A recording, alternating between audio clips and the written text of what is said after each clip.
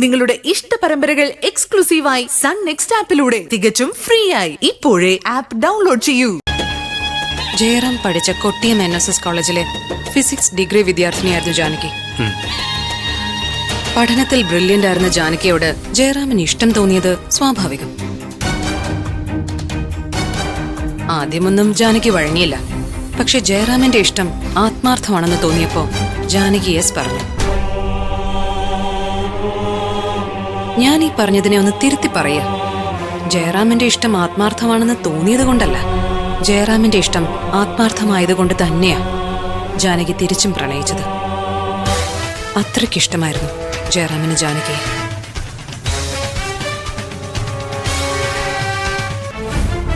ജാനകി എന്ന് വെച്ച അത് വെറും ഒരു ക്യാമ്പസ് പെൺകുട്ടി ആയിരുന്നില്ല ജയറാമിന്.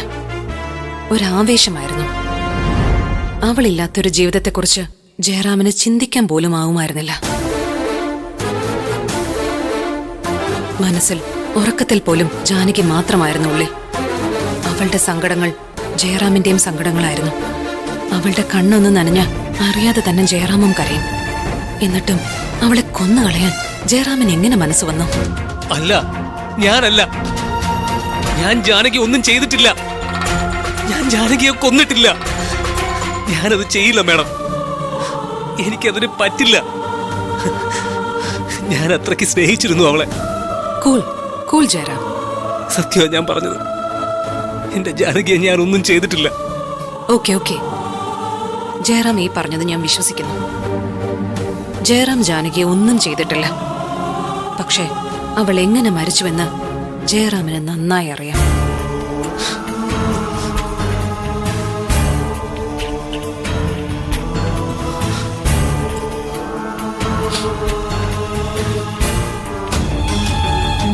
ഒരിക്കൽ അവളും ഒത്തൊരു ജീവിതം ആഗ്രഹിച്ചിരുന്നതല്ലേ?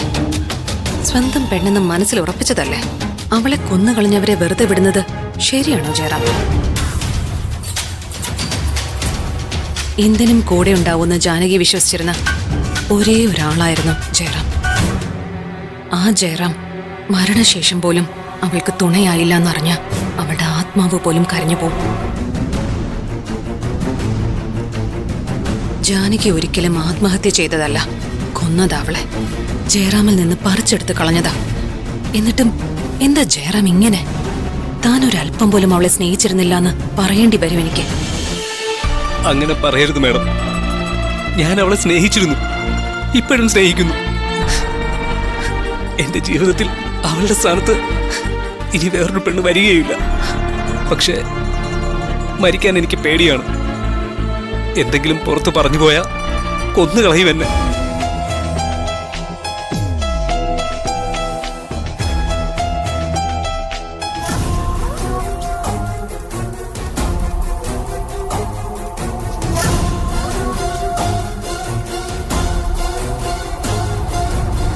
ജയറാം ആരെയാ പേടിക്കുന്നത്?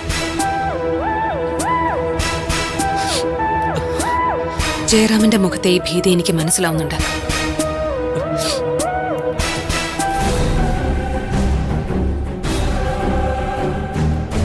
ജയറാം പറയാൻ മടിക്കുന്ന ആ പേര് ഞാൻ പറയട്ടെ. Christy Fernandez.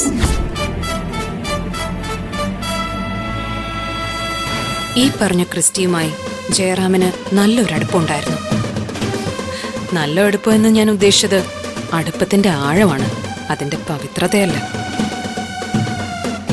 ജാനകിക്ക് ഒരു ജോലി കൂടിയേ തീരുവെന്ന അവസ്ഥയിൽ ജയറാം തന്നെയാ ക്രിസ്റ്റിയോട് ജാനകിക്ക് വേണ്ടി റെക്കമെൻഡ് ചെയ്തതും ജോലി വാങ്ങിക്കൊടുത്തതും. ക്രിസ്റ്റി എന്ന് പറയുന്നത് കേരളത്തിലെ തന്നെ വമ്പന്മാരിൽ ഒരാളാണ്. ജയറാം പറഞ്ഞ അനുസരിക്കാനും വേണ്ടി എന്ത് ബന്ധവാ നിങ്ങൾ തമ്മിലുണ്ടായിരുന്നത്?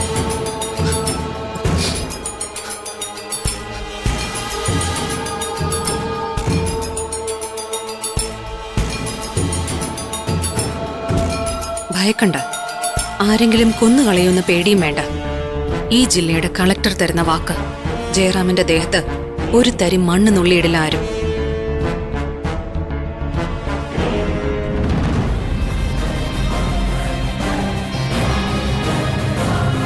സത്യങ്ങൾ സത്യമായി പറഞ്ഞാൽ മാപ്പ് സാക്ഷിയാകാം. നിയമത്തിന് മുന്നിൽ മാത്രമല്ല, ജീവിച്ച് കൊതി തീരാതെ പോയ ജാനകിയുടെ ആത്മാവ് പോലും ക്ഷമിക്കും ജയറാമിനോട്. പറ ജയറാമേ, എന്തായിരുന്നു ക്രിസ്റ്റിയുമായുള്ള ബന്ധം?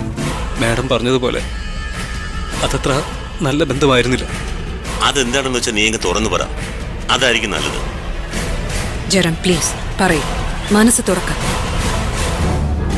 ക്രിസ്റ്റി സാറിന് ഡ്രഗ്സിന്റെ ഇടപാടുണ്ടായിരുന്നു.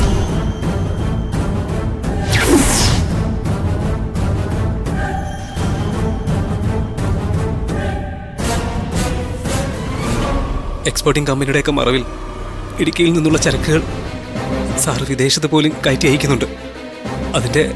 അതിൻ്റെയൊക്കെ ഒരു ഏജന്റായിരുന്നു ഞാൻ.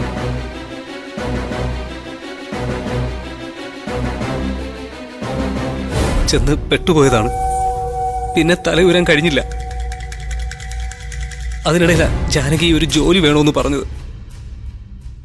ഞാൻ കൊടുക്കുന്ന കാശ് അവൾ വാങ്ങുകയില്ല. എന്നെ കൊണ്ട് കഴിയുന്നത് കൃഷി സാറിന്റെ എക്സ്പോർട്ടിംഗ് കമ്പനിയിൽ അവളെ കയറ്റുക എന്നുള്ളത് മാത്രമായിരുന്നു. ആ ഒരു ആവശ്യം ഞാൻ പറഞ്ഞപ്പോ സാറും ഡയാനോ മേഡവും സമ്മതിക്കുകയും ചെയ്തു. അങ്ങനെയാ ജാനകി കൃഷി സാറിന്റെ എക്സ്പോർട്ടിംഗ് കമ്പനിയിലെത്തിയത്. എന്നിട്ട് അവിടെ എന്താ ഉണ്ടായത്? മാഡം തന്നെ പറഞ്ഞല്ലോ അവൾ ബ്രില്യൻ്റ് ആണെന്ന്. അവളുടെ ആ ബ്രില്യൻസ് തന്നെ വിനയായത്. കാണാൻ പാടില്ലാത്ത പലതും ജാനകി കണ്ടു, കേൾക്കാൻ പാടില്ലാത്തത് കേട്ടു.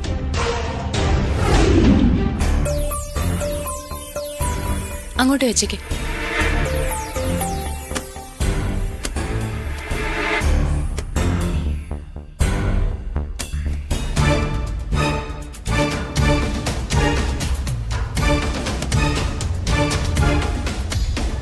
ഇനി ഇതൊക്കെ അങ്ങ് കയറ്റി വെച്ചോ. ഏയ്, ഇതൊക്കെ ലിസ്റ്റിലുള്ള സാധനങ്ങളല്ലല്ലോ.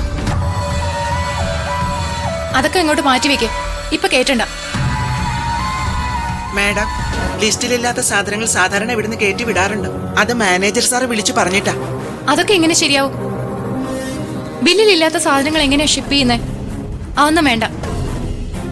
ജാനകി, ആ ബില്ലിംഗ് ആണ്. എടോ, ലോഡ് കയറ്റി വിട്ടേക്ക്. ഏയ്, എന്താ സാർ ഇത്? ഒന്നുമില്ല, ഇപ്പം എന്താ എൻ്റെ കൂടെ വാ. നിങ്ങളതങ്ങ് കയറ്റി വെക്ക്.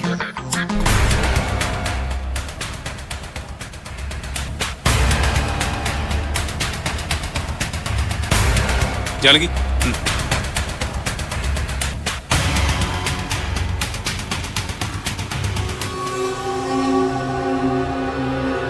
സർ, ഇവിടെ എന്തൊക്കെയോ ഇല്ലീഗൽ ആയിട്ടുള്ള കാര്യങ്ങൾ നടക്കുന്നുണ്ട്. നോക്കൂ, നമ്മുടെ കമ്പനിയെ തന്നെ ബാധിക്കുന്ന കാര്യങ്ങളാ. ബില്ലിലോ ലിസ്റ്റിലോ ഇല്ലാത്ത പാക്കറ്റുകൾ പലപ്പോഴും കണ്ടെയ്നറിൽ കയറ്റി വിടാറുണ്ട്. ജാനകിക്ക് ഇവിടെ എത്ര രൂപയാ സാലറി കിട്ടുന്നത്? 42,000. ഇവിടെ ജാനകി ജോലിക്ക് കയറിയിട്ട് എത്ര നാളായി? 1 മന്ത് കഴിഞ്ഞു. കഴിഞ്ഞ 1-ാം തീയതി തന്നെ പറഞ്ഞ സാലറി കൃത്യമായി കയ്യിൽ കിട്ടിയിരുന്നല്ലോ, അല്ലേ? അതെ, കിട്ടി. അതാണ്, അത്രയും മാത്രം ചിന്തിച്ചാൽ മതി. അത്ര മാത്രമേ ചിന്തിക്കാവൂ. കൃത്യമായി പറഞ്ഞ ശമ്പളം, അതും പറഞ്ഞ സമയത്ത് തന്നെ കയ്യിൽ കിട്ടുന്നു. അതിനപ്പുറം ഭാരിച്ച കാര്യങ്ങളൊന്നും അന്വേഷിക്കുകയും വേണ്ട, അറിയുകയും വേണ്ട. അന്വേഷിച്ചാൽ പോകുന്നത് ജോലി മാത്രമല്ല, ജീവനും കൂടിയായിരിക്കും. ഓർത്തോ?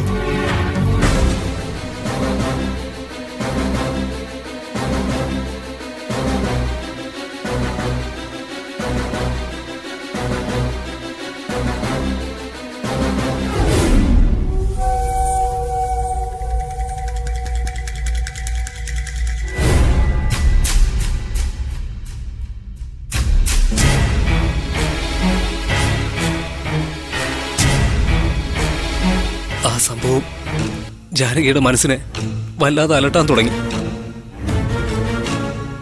അങ്ങനെ ഒരു സ്വഭാവക്കാരിയായിരുന്നു അവൾ. നേരും നെറിയും വിട്ട് ഒന്നും ചെയ്യാത്ത പെണ്ണ്. ഞാൻ പറഞ്ഞില്ലേ മാഡം, ചെലവ് ഞാൻ നോക്കിക്കോളാന്ന് പറഞ്ഞപ്പോഴും അതൊക്കെ കല്യാണം കഴിഞ്ഞ് മതിയെന്നും തൽക്കാലം എനിക്കൊരു ജോലിയാ വേണ്ടതെന്നും മനസ്സിൽ ഉറപ്പിച്ചവളായിരുന്നു ജാനകി.